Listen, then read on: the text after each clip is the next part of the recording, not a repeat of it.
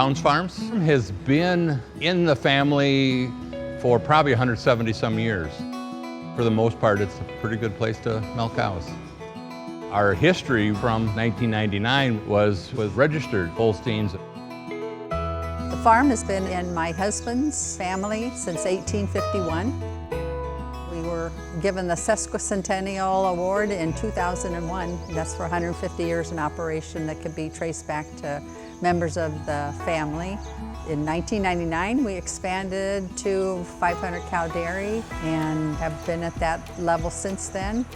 The family became interested in registered cows as the kids, my husband and his brother, showed at the local fairs, and registered cows seemed to be the way to improve genetics quickly and to breed for cows that you want to take to the fair. So they have been concentrating on that and became really good. It's pretty hard to beat the Holstein cow. I've had times where we've been able to get the milk, but the components seem to be better. I think our focus is more on components, knowing that we get paid for how many pounds of fat, how many pounds of protein. And so probably 15 years ago, for us to average over 100 pounds a day wasn't a crazy thing, but back then it was a 3.5 fat and a 3.1 protein. And so far this month, we're averaging 106 pounds per cow with a 4.1 fat and a 3.2 protein. So it makes a big difference. Well, my ideal cow isn't necessarily the great big cow, but efficiency still plays a part. It isn't necessarily how big your milk check is, how much you get to keep of it, but a cow that, really good on her feet and legs. With feet and legs, if we can't get a cow through the parlor, it doesn't matter how good the rest of her is, because we're not gonna make anything off her milk. So feet and legs are really important. People like to breed for the extremes, but there's a lot of traits where middle of the road, like rump angle and leg set and size, stature, some of those things that it's still more, for me, the more ideal kind of cow.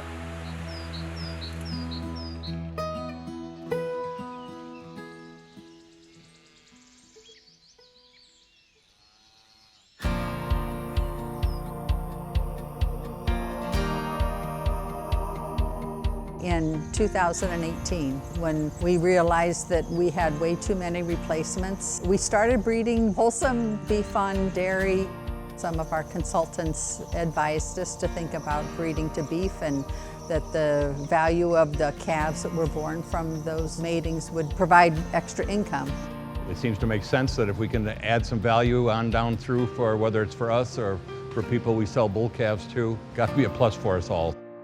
We want to think of calving yeast too, to some extent, especially on our heifers. But the bigger the calves, the more value they are. And the beef on dairy calves are just bringing a lot of money that we couldn't even begin to have projected. So it's nice when milk prices drop that we can rely on it.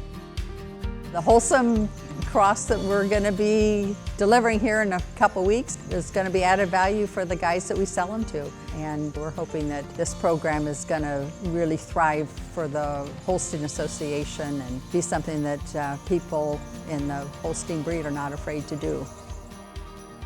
It's just fun to work with animals, it's just fun to be around livestock and, take good care of them. You look into our barns and you see our cows, and those cows are happy. They're in bedded sand and getting fed once a day and feed pushed up all the time. And it's good that we can produce something to help feed the world, and we can take good care of them at the same time.